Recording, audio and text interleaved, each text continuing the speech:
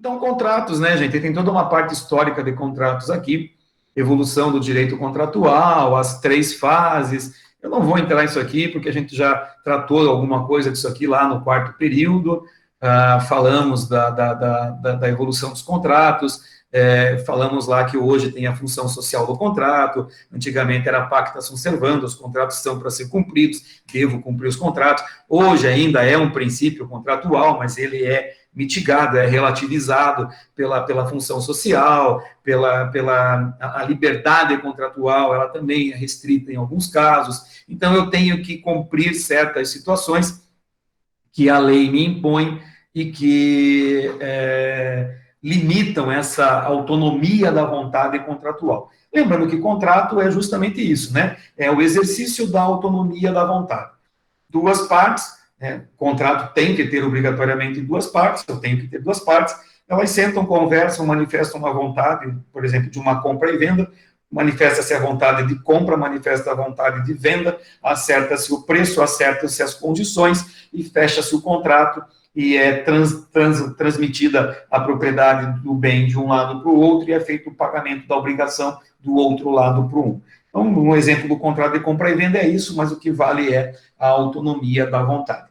Uma crítica só, como nós estamos tratando aqui, vamos tratar, né, de contratos mercantis, de contratos empresariais, uma crítica que a doutrina empresarial faz com relação à unificação das regras contratuais no Código Civil. O que isso quer dizer?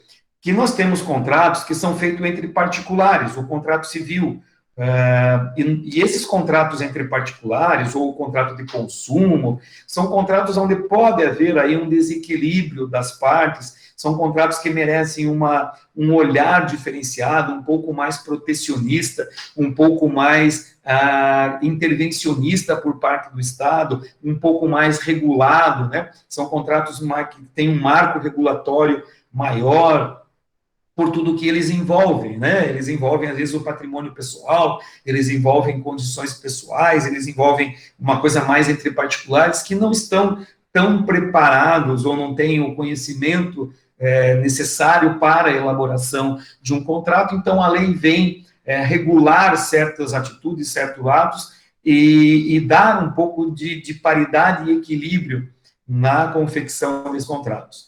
Os contratos empresariais, eles não podem ser tão regulados, tão engessados, tão cheios de normas, a ponto de prejudicar a dinâmica empresarial.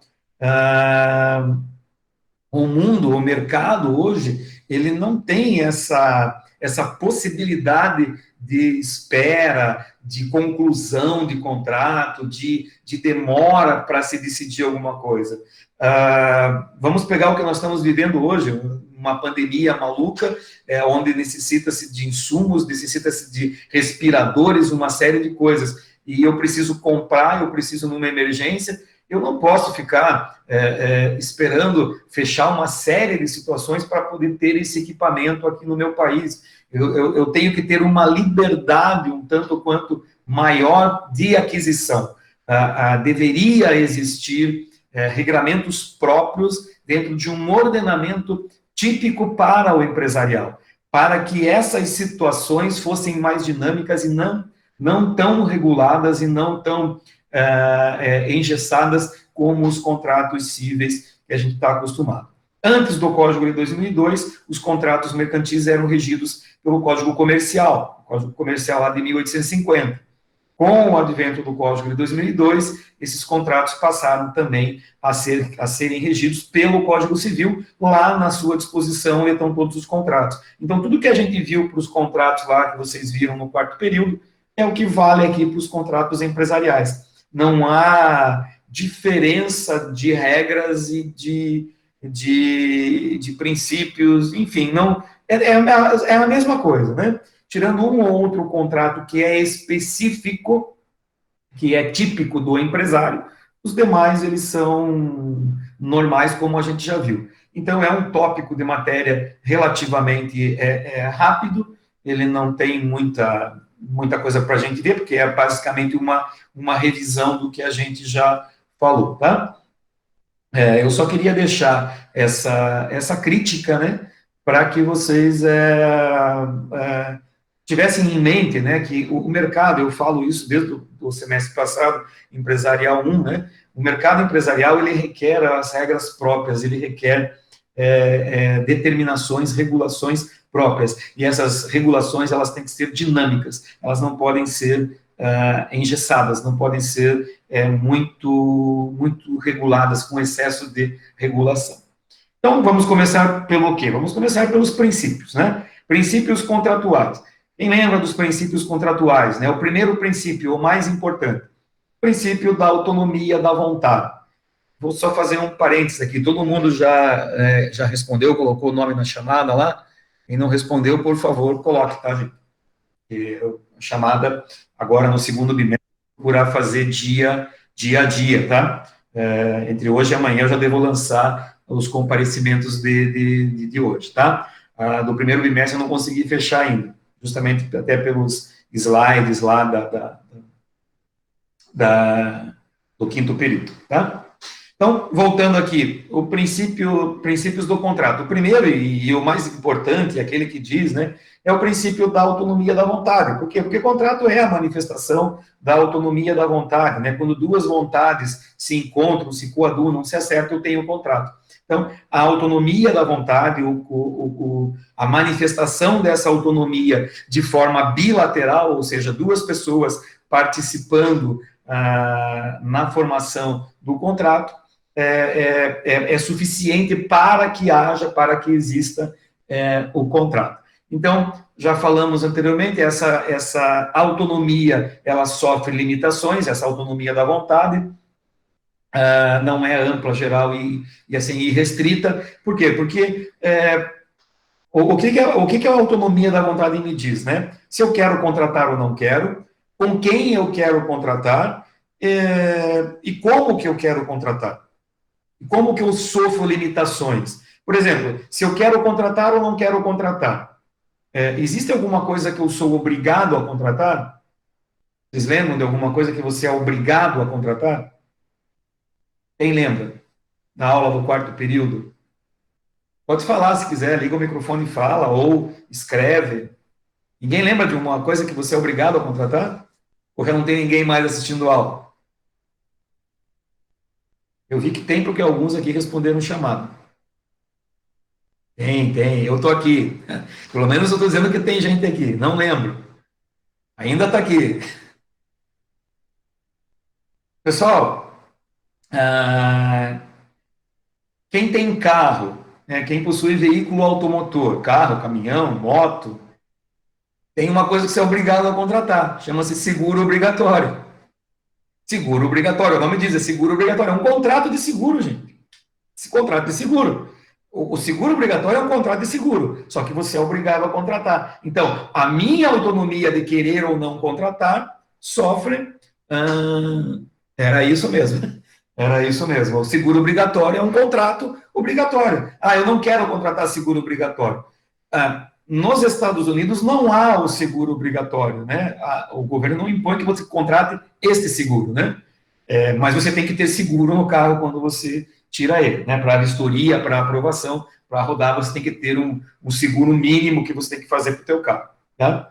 Só que você contrata com quem você quiser. Aqui não, aqui esse seguro, além de você não escolher se quer ou não quer contratar, que lá nos Estados Unidos você também não tem essa escolha, né? Para determinados tipos de carro. Aqui você ainda tem que contratar e tem que contratar com quem o governo determinou que você é obrigado a contratar. Você não pode procurar, por exemplo, uma companhia que te dê um valor mais baixo ou te ofereça alguma outra vantagem com relação ao seguro, né?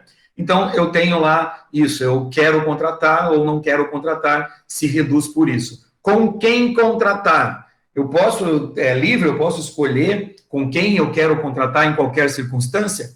Também não, né? Aqui no Paraná, por exemplo, se eu quero contratar energia elétrica, eu tenho opção? Não, é só a Copel. Em Santa Catarina, Celesc, eu não tenho opção. Telefonia celular, hoje eu tenho, mas já houve uma época que não tinha. né? Cada estado tinha sua única operadora. Eu só podia comprar telefones daquela operadora, né? Então, a liberdade de com quem contratar também sofre restrições, também sofre limitações, ok? Então, para a gente ver que eu tenho esse tipo de limitação e ainda tenho a tal da função social do contrato, né, que vai colocar para mim algumas limitações daquilo que eu posso ou não posso contratar, ou limites para a questão contratual, ok? Isso tudo já foi objeto de estudo lá no quarto período, né? O artigo aqui fala do 421, né? A liberdade de contratar será exercida em razão e nos limites da função social do contrato, né?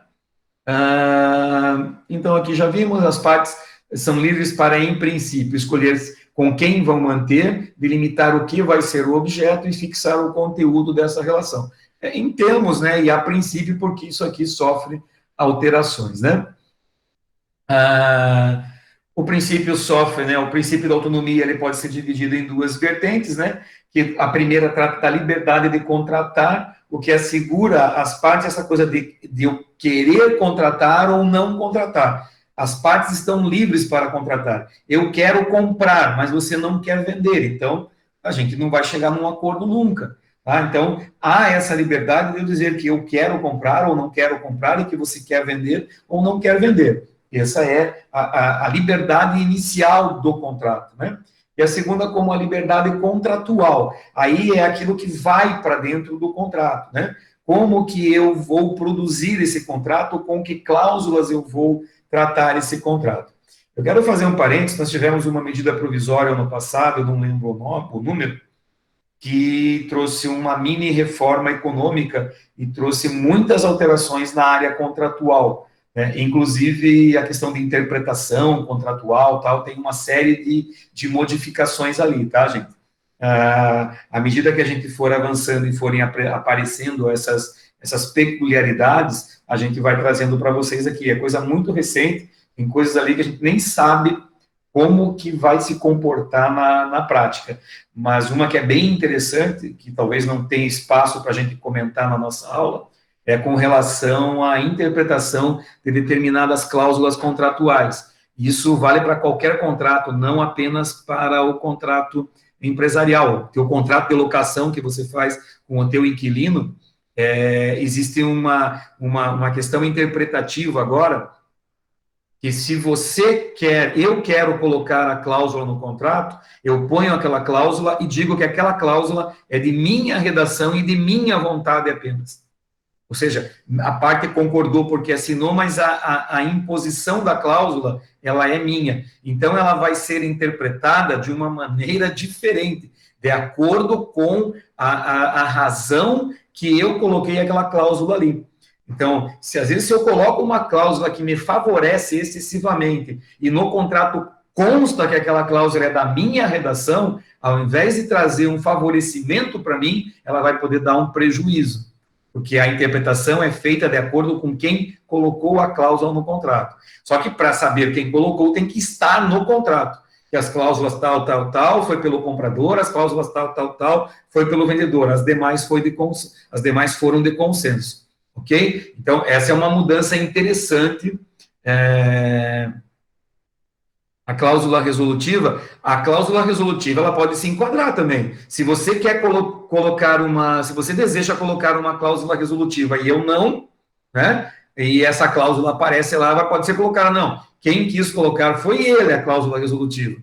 Né? Então, claro que na hora de interpretar essa cláusula, o juiz vai levar em consideração aquele que redigiu a cláusula. Só que isso tem que estar expresso no contrato. Se você não colocou no contrato que fui eu que redigi a cláusula, não adianta dizer para o juiz, mas foi ele que quis colocar. A prova é feita no próprio contrato. Então, o instrumento é a prova daquilo ali. Ok, gente? Então, tomem cuidado, né? Sei que muitos fazem contratos e trabalham com contratos aqui, ou vão trabalhar com contratos. Você pode colocar essa cláusula ali, só que tem que ser muito bem pesado se isso não vai te trazer um prejuízo no futuro. Às vezes a gente coloca que escreveu, achando que vai ter um benefício. mas ela pode se reverter em prejuízo. Mas é uma ideia interessante na medida que você pode trazer isso daí também, é válido também para os contratos empresariais, que são contratos de uma alta, muitas vezes de uma alta complexidade, né, contratos enormes que levam, às vezes, meses, anos até para serem firmados, né? Vale tanto para, até onde a gente viu, vale tanto para o particular como para os contratos empresariais também. Né? Então, a autonomia divide-se em duas partes, que a primeira diz respeito à situação anterior ao contrato, que é o desejo, a vontade, a autonomia que eu tenho de contratar ou não contratar, com quem contratar, é tudo anterior ao contrato. E o segundo princípio, que é da liberdade contratual, que é da confecção do contrato e de estabelecer as condições e tudo mais que vai, de que forma que eu vou contratar, se o contrato será verbal, será escrito, se a lei não impõe de uma maneira formal, ele pode ser de qualquer um dos jeitos, tá? A liberdade de contratar, as limitações nós já falamos, ainda que possa ser ampla com base, necessidade da atimação social, sim, preceitos de ordem pública, seguro obrigatório, né, e respeito aos bons costumes, né, então, existem coisas que a gente não contrata, não me vem nenhum exemplo agora que atenda os bons costumes, mas isso aqui tudo faz parte da função social do contrato, né. A questão do conteúdo, nós já falamos do DPVAT, está ali no slide, né? Princípio do consensualismo. A regra geral é que os contratos, eles são consensuais, né? O que isso significa? Que basta a manifestação da vontade para eles estarem, serem realizados. Eu não preciso de mais nada que impere para que ele venha a ser realizado. Então, o consensualismo é a regra, são os contratos consensuais. Em contrapartida, eu tenho os contratos reais. Qual que é a diferença do consensual para o real? Alguém lembra? Ou saberia me recordar aqui um exemplo? Eu me esqueci agora de um exemplo de um contrato real e um contrato consensual, por exemplo. Veja, não significa escrito e verbal, já vou dizer, tá, gente? Não é o contrato escrito e o contrato verbal. O contrato escrito verbal tem relação à sua forma, né? Alguém lembra ou não? Um contrato real, me dá um exemplo de um contrato real. Deixa eu ver se tem no slide aqui que vocês vão colar daí. Não tem. Real tem a ver com a tradição. Quase tradição, né? Quase tradição. Bom, aqui tem, né? Mútuo, comodato, depósito. Tem um exemplo, vocês não sabem o que é, né? Lembra o que é mútuo? Né? Mútuo, comodato, vocês lembram o que é? Mútuo, né? E comodato são espécies do gênero empréstimo, né? Mútuo é empréstimo do quê? Isso, mútuo é fungível. Mútuo é fungível. O que é o bem fungível? É aquele que eu posso substituir, é aquele que eu posso trocar, né? Por exemplo, mútuo é empréstimo de dinheiro, consumo, exatamente. Gasolina, dinheiro, empresta gasolina. Tá? Você me dá 20 litros de gasolina. Se eu tiver que te devolver a mesma gasolina, o que adiantou? Né? Se o bem fosse infungível, o que adiantou você me entregar aquela gasolina? Você me emprestou uma nota de 100 reais. Se eu tiver que devolver a mesma nota, eu não posso gastar. Então, não tem sentido você me emprestar. Isso chama-se fungibilidade. A nota de 100 reais, qualquer nota tem o mesmo valor. Comodato é empréstimo de bens infungíveis. O mútuo é empréstimo de bem fungível. O comodato é empréstimo de bem infungível. O comodato é feito geralmente para bens imóveis, por exemplo. Quando eu lhe empresto a minha casa, eu não faço um contrato de mútuo, eu faço um contrato de comodato. Só que o que acontece? Esse contrato de comodato, ainda que a gente escreva, assine, carimbe, autentique, registre, faça tudo, enquanto você não ingressar no imóvel, né, enquanto o comandatário não ingressar no imóvel, esse contrato não está válido. Esse contrato não é válido. O empréstimo de 100 reais, vamos pegar um empréstimo de banco, você vai no banco, o gerente te oferece, você assina tudo que tem que assinar, fiador, avalista, todo mundo assina, toda a papelada, 1 quilo de papel você assinou. Já está valendo o contrato é válido, já pode ser executado? Não, esse contrato não é válido ainda. Por quê? Porque para ele se aperfeiçoar, para que ele se aperfeiçoe, é necessário que o dinheiro lhe seja entregue, que você tenha o dinheiro, que seja colocado na sua conta. O contrato de depósito, vamos pegar o depósito bancário também. Você vai no banco, abre a conta, assina tudo, faz um monte de coisa. Aí você não deposita. Enquanto você não depositar, esse contrato não tem eficácia. Ele tem validade, né? Ele é existente, ele existe e tem validade, mas não tem eficácia. Por quê? Porque para ter a eficácia é necessário que eu realize o depósito. Eu lembro que lá com vocês no quarto período, né, o exemplo que eu sempre dou é esse do banco, eu digo, se você não depositou nada e daí o banco te cobrou tarifa e o contrato ficou negativo e eles estão te cobrando esse valor, é problema do banco. O banco está errado, porque eles não poderiam ter cobrado tarifa se o contrato não entrou em vigência. Ele não tem eficácia. Ele não é eficaz porque você não fez o depósito. Tá? Então, esses são contratos chamados reais. Eles precisam de alguma coisa para o seu aperfeiçoamento. Alguém ali escreveu que tem a ver com a tradição. Veja, a tradição tem a ver com a propriedade, com a transmissão da propriedade. Mas o contrato de compra e venda, uma vez que ele é assinado, ele já obriga as partes. Ele não precisa de mais nada para se aperfeiçoar. Ele não precisa de mais nada. Ainda que eu não entregue o bem, e ainda que você não pague, nós estamos já inadimplentes.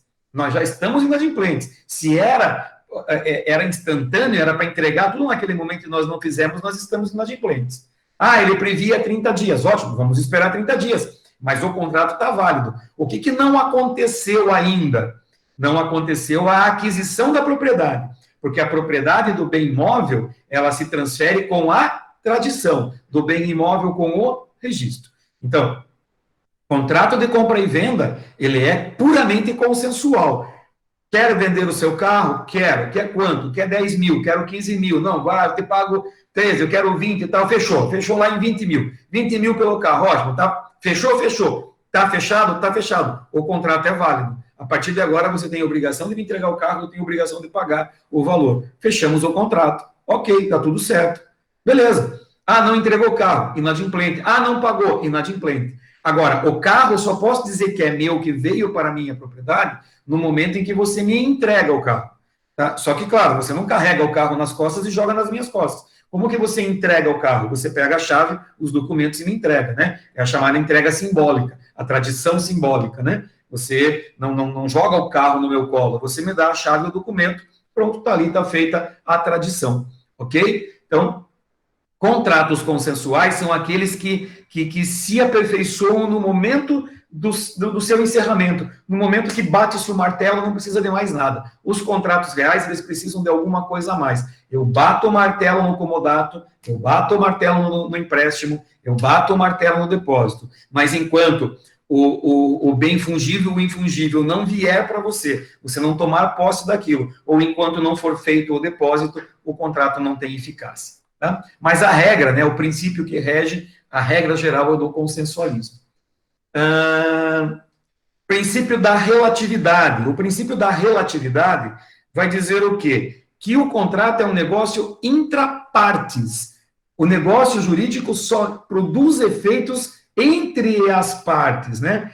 Ele não pode vincular, ele não pode gerar obrigações para um terceiro que não faz parte do contrato ou um terceiro que não manifestou a sua vontade no contrato. Eu não posso comprar uma casa e mandar outra pessoa pagar. Se ela não anuiu, se ela não faz parte do contrato, imagina que você, né, no teu trabalho, na tua casa, chega alguém cobrando um objeto, um bem lá, que alguém, né, uma outra pessoa lá, teu irmão, teu sobrinho, teu primo comprou e mandou você pagar, e você nem sabe o que é.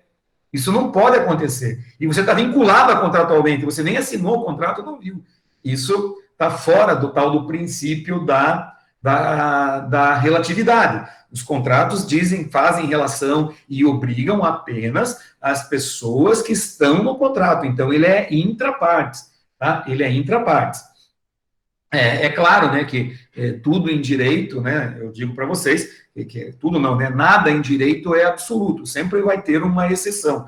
E a exceção aqui, né, é a compra e venda em favor de terceiro. É aquele caso que eu compro, né, eu faço a compra em favor de um terceiro. E ainda tem aquela compra com pessoa a declarar, né, que a gente viu lá. Eu estou envolvendo um terceiro, e na compra com pessoa a declarar, esse terceiro nem faz parte do contrato, né? Mas eu estou aqui assumindo. Mas isso tem previsão legal, tem a forma de acontecer, e esse terceiro, de alguma forma, né, ele vai estar vinculado, porque ele vai receber o bem, não vai ter, as obrigações não serão dele, ele só tem o benefício de receber o bem, ok?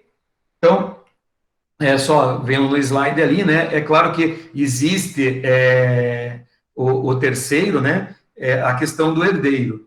Se tem alguém que está num contrato lá de compra e venda, tem que pagar, quando essa pessoa vem a falecer, uma das partes falece, os seus herdeiros, né, se obrigam a continuar o contrato. Lembrando que a manifestação de vontade foi do pai, não dos filhos. O pai disse que ia pagar. Então, quem vai pagar é o pai mesmo depois de morto. Como que morto paga a conta? Com o patrimônio da sua legítima, com o patrimônio da sua herança, com o monte lá hereditário que ele deixou. Então, os herdeiros assumem, sim, a responsabilidade de continuar o contrato, mas nos limites da herança. Se a obrigação é superior à herança, eles não estão obrigados a cumprir, ok? Teoria da aparência, os contratos de representação. Aqui é aquela coisa a teoria da aparência, muito, muito interessante, e ela tem aparecido muito ultimamente nos contratos de consumo. Por exemplo, isso acontece em lide judicial. Eu vou dar um exemplo de lide para vocês entenderem. Você entra no Magazine Luiza, por exemplo, e adquire um produto lá. E você faz isso a prazo e vem pagando o produto certinho, tá? Em dia, com as suas mensalidades. Aí, um belo dia, você recebe lá um aviso que você está no Serasa, lá no SPC Brasil, porque você não pagou nenhuma parcela e teu nome está negativado. Aí você diz, pô, vou na justiça. E vai na justiça, né? Não precisa de advogado lá para ingressar no juizado, você ingressa no juizado, esse pedido chega lá no Magazine Luiza, o jurídico do Magazine Luiza vai dizer o seguinte, somos ilegítimos, o Magazine Luiza é a parte legítima, porque quem inscreveu, né, quem colocou lá, é a Luiza Financeira, que é outra pessoa jurídica, que não tem nada a ver com isso, né, que é outro CNPJ, é outra administração, e embora faça parte do grupo econômico, mas não tem nada a ver com isso. Gente, não interessa se o nome é Luiza Crédito, é Luiza Cred, não interessa. Você comprou no Magazine Luiza, você assumiu a obrigação dentro da loja do Magazine Luiza, né? Estou usando o nome aqui por usar só. Podia ser Casas Bahia, podia ser qualquer outro lugar, né? Multiloja, enfim, qualquer loja de departamento, Ricardo Elétrico, qualquer um aí, a Van, enfim, qualquer um. Não interessa se é uma outra financeira que financiou, se ela colocou, não interessa. Aparentemente, a aparência disso para o consumidor é que a regra, né, a situação é do Magazine Luiza. O Magazine Luiza que está te negativando porque você comprou no Magazine Luiza. Você não fez nada fora dali. Você não foi no banco fazendo um empréstimo para daí pagar à vista ali na loja. Você fez tudo na loja. Assinou, pegou a nota, saiu com o teu produto e foi embora.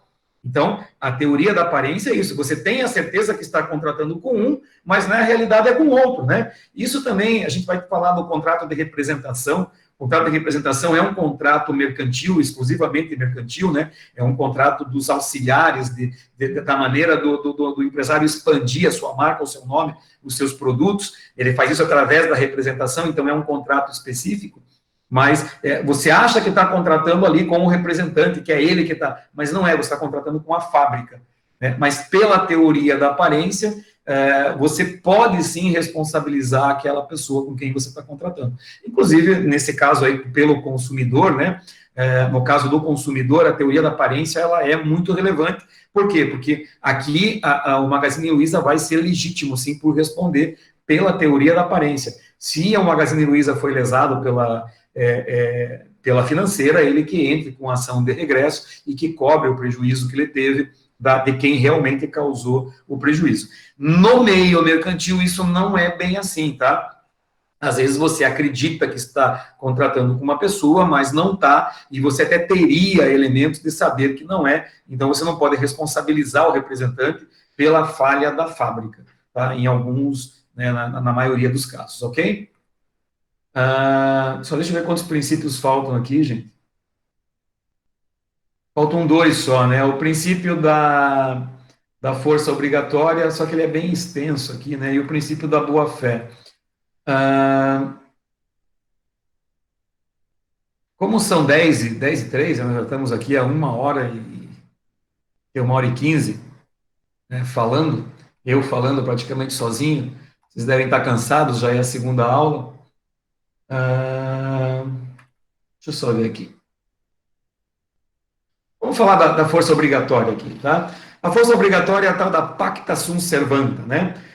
Os contratos são para ser cumpridos, então devem ser respeitados, devem ser cumpridos. É a tal da força vinculante dos contratos. Eles carregam, né, dentro de si essa questão de que as cláusulas, uma vez firmadas, uma vez assinadas, elas são irretratáveis, elas não podem ser modificadas e ele tem que ser cumpridas, né? Aí nós temos lá a rebus sic stantibus, né? Que é a deficiência ou a situação que modifica essa circunstância do contrato tem que ser cumprido. Por exemplo, a onerosidade excessiva. Se por alguma circunstância esse contrato que para mim era perfeitamente executável hoje, quando eu assinei, hoje ele não é mais. E nós estamos vivendo esse momento claramente nos dias de hoje, né? Os contratos estão aqui para ser cumpridos. Como que eu vou pagar aluguel se a minha loja está fechada? Como que eu vou cumprir com as minhas obrigações patronais se eu não estou tendo rendimento? Se o ingresso de capital no meu negócio acabou, ficou parado, eu não consigo vender, eu não consigo prestar serviços, eu estou fechado, enclausurado e não consigo fazer isso. Como que eu vou manter a escola dos meus filhos lá, dos pequenos, do jardim de infância, do primeiro, segundo ano? Como que eu vou pagar se eles não estão tendo aula? Nem aula virtual, nem aula presencial, nem nada, estão simplesmente em casa sem fazer nada. Como que eu vou continuar pagando o mesmo valor de mensalidade por isso?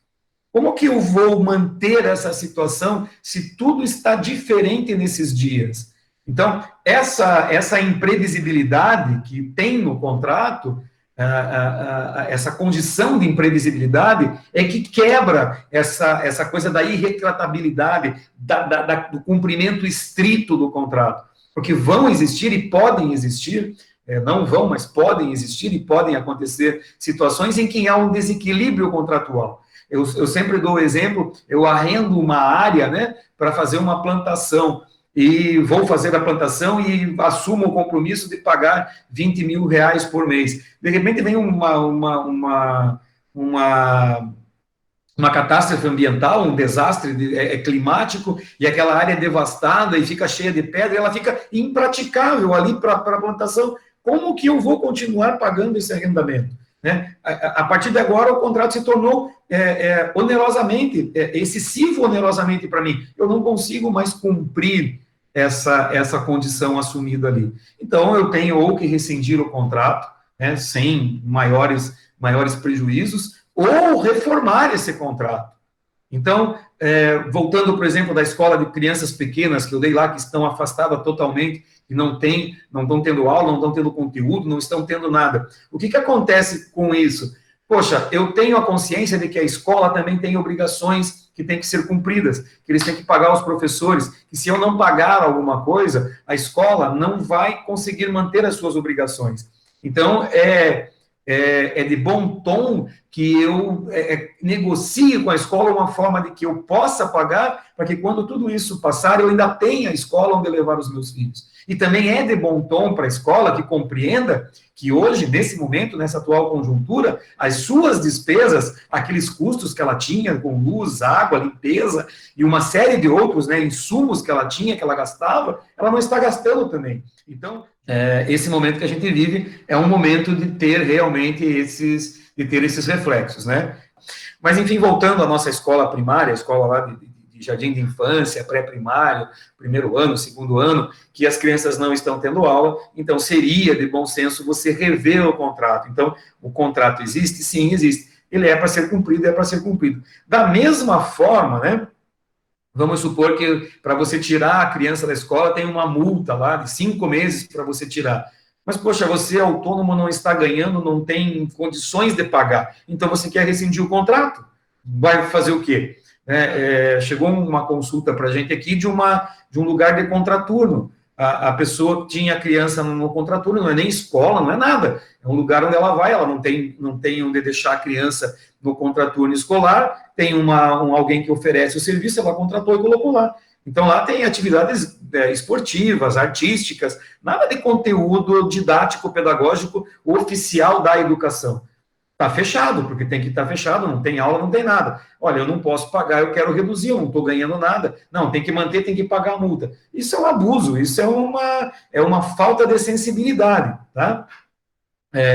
Vão ter muitos casos, né? O judiciário vai ter muito caso de revisão contratual, de rescisão contratual, que vai bater nas portas do judiciário pela falta de bom senso das partes envolvidas. Mas o momento de hoje é justamente um momento de exceção, onde diversos contratos vão sair da sua estabilidade, da sua força obrigacional e vão cair na relativização. Serão relativizados por conta do momento que a gente vive, né? E isso, né, a gente está falando dos contratos particulares. Na esfera empresarial, dentro do meio empresarial, aqueles contratos firmados entre empresários para os negócios mercantis, essa questão da imprevisibilidade, ela pode ser reduzida, ela pode ser inclusive, colocada no contrato e ser colocada de uma forma diferente em que reduza. E isso é possível, sim, e está previsto não na lei, mas num enunciado do Conselho da Justiça Federal, do CJF, eu acho, deixa eu ver aqui se tem no slide. São dois enunciados, na verdade, achei aqui, está no slide 23. É o enunciado 23 e 25 da primeira jornada de direito comercial, né, do Conselho da Justiça Federal, que diz que nos contratos empresariais é lícito às partes contratantes estabelecer parâmetros objetivos para a interpretação dos requisitos de revisão ou resolução do pacto contratual. Ou seja, essa imprevisibilidade que não tem, ela, no empresarial, ela pode estar contida. Ou seja, essa questão da pandemia, da mudança econômica, ela, no contrato empresarial, ela pode estar prevista. É interessante isso, porque para tornar a rescisão, a revisão contratual rápida, sem muita discussão judicial, ou seja, eu tenho que te fornecer um monte de matéria-prima, mas no momento, pela condição ambiental, eu não tenho como fazer isso, pela condição econômica e médica, clínica do nosso país, eu não tenho como fazer. Se isso está previsto no contrato, não acarreta nenhuma multa para mim, não acarreta nenhuma obrigação maior, nem para mim, nem para outra parte. Eu simplesmente reduzo a entrega ou paro com a entrega, porque há uma previsão contratual. Nos contratos mercantis, isso é possível. Então, eu tenho como limitar e como pactuar essa questão da imprevisibilidade. Coisas que no contrato particular, no contrato civil comum, eu não tenho. Mas veja que, para que isso fosse possível, foi necessário um enunciado. Por quê? Porque a lei não tratou disso. Diferente do Código Comercial de 850, que tratava dessa forma um pouquinho melhor. Então, eu li ali o enunciado 23, né? E o 25. A revisão do contrato por onerosidade excessiva no Código Civil deve levar em conta a natureza do objeto do contrato. Nas relações empresariais, deve presumir a satisfação dos contratantes e observar a alocação de riscos por ele acordada. Ou seja, quando eu faço o contrato, eu já tenho uma previsibilidade dos riscos, daquilo que pode acontecer. Então, o meu espaço de imprevisibilidade no direito empresarial, ele é menor, ele é mais estreito. Por quê? Porque eu tenho que fazer análise de risco antes de fechar o meu contrato. Por fim, gente, a boa-fé, né? O que é a boa-fé? A boa-fé é que norteia toda a relação contratual. A relação contratual ela está baseada na boa-fé. O princípio da boa-fé rege, inclusive, a interpretação dos contratos. Aquilo que eu fiz no contrato, até que você prove que eu estava de má-fé, reputa-se feito de boa-fé. Ah, essa cláusula aqui ele colocou de má-fé no contrato. Prove que foi de má-fé. Prove que eu sabia que ia ter uma pandemia e que isso ia acontecer. Se você não conseguir provar isso, não vai dizer que eu estava de má-fé. A boa-fé, ela é presumida, a má-fé tem que ser comprovada. A boa-fé norteia todos os contratos, tá?